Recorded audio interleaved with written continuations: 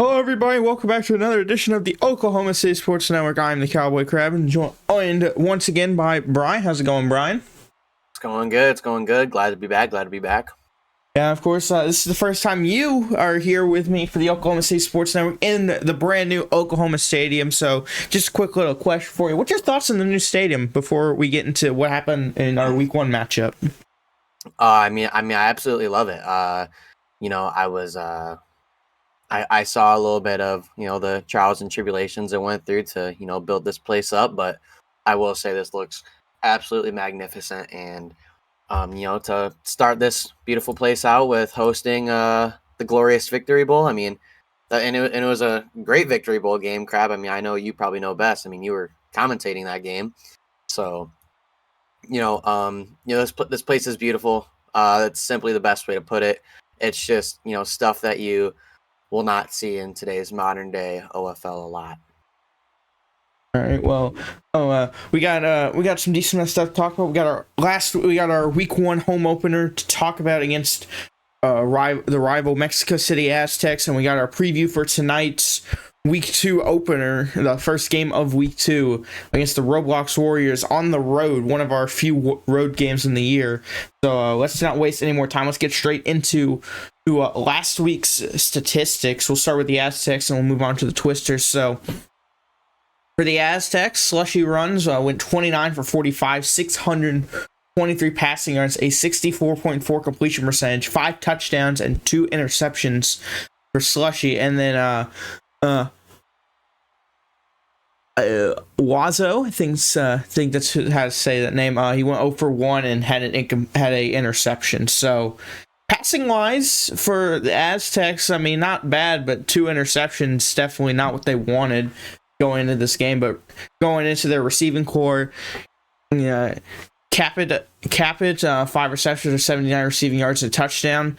Lean Scientist, 7 receptions, 185 receiving yards and 2 touchdowns.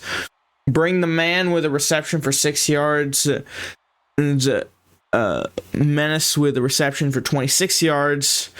Or Chill Out George with a 6 receptions for 92 receiving yards. Skater, 6 receptions, 202 receiving yards, 2 touchdowns.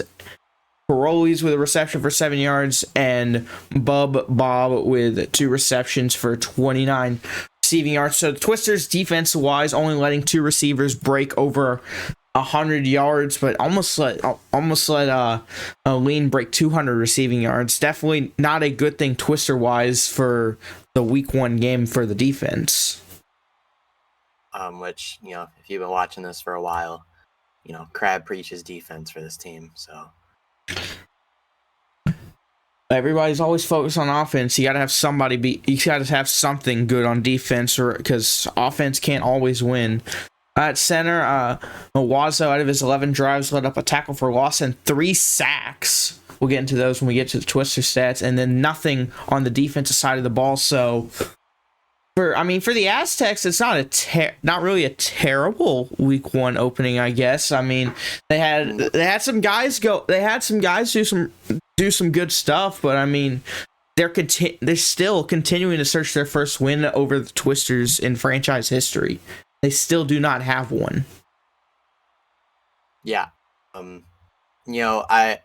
I'll save majority because I do have a lot to say about this game and regarding for the season. But I will say this. I mean, from the Aztecs perspective, I mean, I'm not trying to toot our own horn, but we are probably one of the top teams this year, and I just want to say that, and that's kind of a spoiler alert for what I'm about to say later. But I mean, if you're the Aztecs and you're looking at this game, and this isn't a bad start. I mean, seriously, Slushy almost throwing for 700 yards. Who knows what would have happened if you take those 2 interceptions back? Just a quick little comparison, real quick. He had more passing yards than Bailey. Right. So, I think on the Aztecs here, you just gotta tighten up with these sacks. You gotta get Slushy more time. I mean, Slushy clearly can throw the ball. I mean, I think with reading these stats out, that's quite obvious. Mm-hmm. I mean, this ain't the Aztec show, but I will say if I'm the Aztecs, I'm just looking for maybe a little more defense and maybe just hold up just a tad bit more. Yeah, we just got to give credit where credit is due. And I mean, the Aztecs, I'll give them credit where they deserve it. They definitely look like at least a wild card contender. Like, they definitely feel like a dark horse team that can upset somebody. I 100% agree. Like, just a quick little perspective, like, if we were to meet again in the playoffs, they definitely would have a decent chance of upsetting us if they're able to fix their issues. But we got to move on to the Twisters, and we'll talk about it's more of that later on. But Bailey, in his return game after suspension, 25 for 31, 620 passing yards, an 80.7 completion percentage, 8 touchdowns, and a rushing touchdown for Bailey. I mean, what more could you want out of a welcome back game? I mean, 100%, Crab. And I'll say this, man. Like, this season, and I won't, again, talk too much because I know we got stuff to get to, so I'll save it for later. But I'm just catching a different vibe. At least off this first game, I'm catching a different vibe. I really like the team we have. It's really a mix of everyone from about any Twister generation you want to look at, with Caribbean coming back and a couple of other new guys in the mix as well. I think it's a great blended team, and you got to love this game for an opener. It looked like, maybe this game was going to end up being close, but you got to love them coming together and pulling away. And I just feel like that's not something that you saw a lot of last year. Yeah, so let's get into the receiving core, and this is where it gets a little interesting. So, Gohan on with 4 receptions for 65 receiving yards. Clemsta, 4 receptions for 57 receiving yards. Caribbean, in his return game as a Twister after getting re-signed, 5 receptions, 167 receiving yards, and a touchdown. Now, this guy had a breakout game, in my opinion. Hog, 4 receptions, 156 receiving yards, and 2 touchdowns for Hog. I mean, that sounds like a breakout game, in my opinion. We hadn't really heard much from this season, and honestly, my opinion, it's always kind of seemed like maybe the 3 or 4 receiver. But in this game, he played like a top tier receiver. Yeah, no, I 100% agree, and I want to point this out again because we just gotta dish out credit where it's due. I mean, if you look at the stats here, I mean this is what we were looking for last season. This is getting the ball around to everyone on the field. Everyone's a playmaker. We still got some guys to go to as well. So right. We just got to halfway, and we already named off quite a few names. So you gotta love this. You gotta love this, especially if you're a long Twisters fan and what you had to go through last season. Sorry, you gotta love this. It's amazing. It's getting the ball around, making everyone a playmaker, even if they 100% aren't the whole time. You just force them to be. Well, Parker, he had a reception for 13 receiving yards. Now, here's somebody who we were thinking was going to make Twisters history, but did not last game. Samuel, 2 receptions for 26 receiving yards and 2 touchdowns. He is 1 away from 100. Does he get it tonight? I do think he will get it tonight, and I also want to say this. I mean, that's props because last year, I mean, Sammy. I mean, he was just our guy. He was the go-to. It seemed like that's really all we could get the ball to. But I mean, Sammy pretty much being. I mean, if Parker doesn't exist on this stat sheet, pretty much last in yards. It's obviously he has and receptions. Touchdowns. So yeah, it's 2 catches going for touchdowns, but not really the kind of night you expect out of Samuel. Now, I do want to say this. I think there's an overwhelming chance he gets his history tonight. There's an overwhelming chance. I know for a fact he will. It's just you'll never see a game where Sammy doesn't get at least a look at the ball once, and when he gets a look at the ball, he's 100% coming down with it. All right, and lastly, we had Gimme with 5 receptions, 136 receiving yards, and 3 touchdowns. So Gimme getting the most touchdowns on the night for the Twisters receiving-wise. So, Brian, I mean, when you take a look at the receiving-wise, you have 3 guys get over 100 receiving yards. Both tight ends combined for 100 receiving. 2 out of the 3 tight ends combined for 100 receiving yards. And, I mean, with Bailey back, I mean, it really does feel like everybody's getting at least some touches with that football. Right. And, as I said, it just feels like a completely different vibe. And I know you're about to get to it. I know you see the the defensive stats. I mean, me and you, especially after last season, are loving that because here I'm gonna just say it now. Last season, it seemed like it was nearly impossible for something to go right 2 times in a row. Something could go right, but something absolutely disastrous would follow. Last season, it looked like we were going to be back after Bailey returned. He gets suspended for pretty much the rest of the season. And, you can go down the line. We can talk on and on about it. Something just seems different with this team, Crab, and I don't know if it's what I said. You're kind of getting a combination of both worlds here. Any Twisters generation you want to look at. I mean, you got pretty much one of everyone who's been in a Twister generation here since the ground up.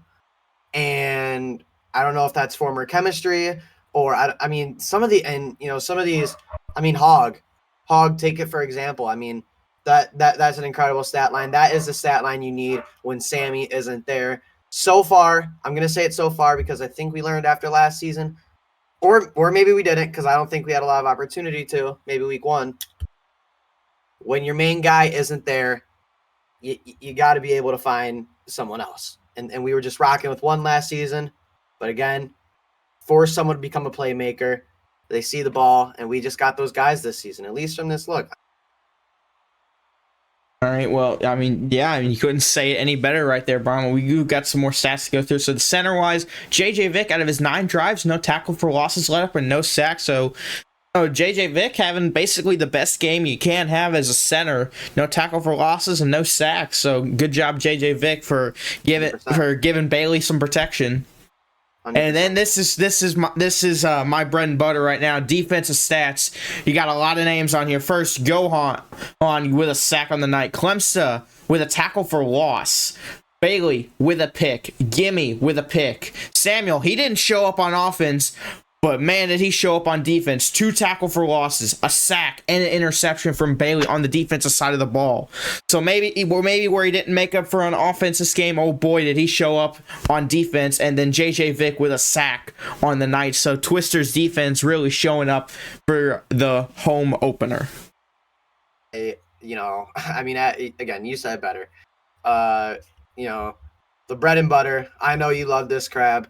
I knew as soon as I saw the stats come out, you'd love it. There isn't nothing that you cannot love seeing this. Again, especially if you know what happened last season. I mean, last season, I think we're expected to be a top 2 team, and how do we end up? First round exit? Middle of the pack, eliminating the play-in game. And honestly, I think we just got lucky to make it in too, if we're being legitimate here. Yeah. We had a lot fall our way, but I'm gonna let you know right now. I am so impressed by this first game, and tonight we're gonna get a real challenge. I do think the Warriors are really solid. I know they have Kosh. I know they have a couple guys over there. They are a solid team. I definitely think the Aztecs were, but I think if we're gonna get a real test here, is again to test the theory of last season. Can we have multiple things go right at once? Because it was sacred. Absolutely sacred to have 2 things go right at once last season. If you can pretty much mirror this game, dude, I mean, what else is there to say? How we played last week made us look like one of the best teams in football. Go out there and do it again. Who's going to tell you no? Well, interesting comment on here before we get into our week 2 preview is that the Warriors week 1 matchup has not officially finished yet. It was postponed the night it was played. It has been stated that it will resume. However, its time for when it will be resumed has not been confirmed yet, and the Warriors right now are losing 28-14. So they are currently sitting with a 0-0 record as their week 1 game was postponed, and it will be resumed. No time confirmed when yet, but it seems they'll get their week 2 game done before their week 1 game. And they're losing right now. So Brian, you think that's going to play a factor for the Warriors? Because that's something I don't think I've heard in either a while or ever. Because I'm gonna vouch for you right now here. I've never heard of that happen before. I don't even know how realistically. I don't even know how that was even allowed to be a thing. I but I want to 100% say this. I do definitely think. How much is it in the fourth quarter? It is in the second quarter with 2 minutes to go.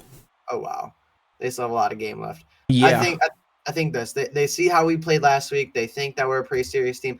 I think everyone has gotten an idea that we're looking pretty all right this season. Again, I'm not gonna get all hyped up on us because we saw how this all unfolded last season right before our eyes. But they see our victory. They saw how solid of a team we are.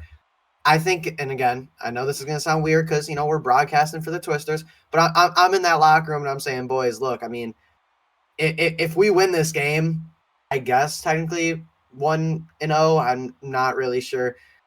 This game has to be huge for you because I'd almost go into this game assuming we're going to lose that week 1 game just in case because you do not want to start out the season 0-2. I think they view it as a must win. It should be marked on their calendar. I think it will play some effect into the game because, especially with how many games are played a season now, I mean, going 0-2 is just not something you want to hear at all. Oh yeah, at that point, your best you can do is 4-2, and that doesn't even lock up a division. Right. So, I mean, I don't know how good Tech was playing that game. I don't know if the Red Cliffs are a bunch of dogs. Like maybe they're. I haven't heard or seen anything of it. Maybe they're solid. Maybe the Warriors aren't that good.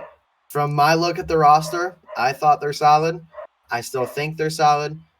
I 100% am sure, though, this has to be a must-win game for the Warriors, especially because I just looked and it is their ball at half.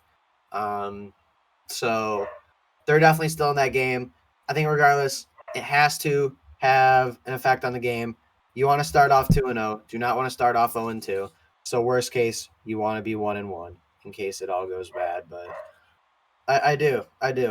Just to cut the yap, and I do think it'll play a pretty nice part in the game for the Warriors. All right, well, we got to get our week 2 predictions here tonight. This game will be played live in San Francisco, California, home of the Roblox Warriors. And I think the Twisters, we show up tonight, put up a similar stat line on the offensive side of the ball. I think maybe our defense isn't as good as we were for week 1. I think Warriors definitely going to give us more of a challenge. But I think my final score prediction for tonight, 58-36. Twisters with the win, and we go 2-0 before he's set up for another divisional matchup against the Houston Toros.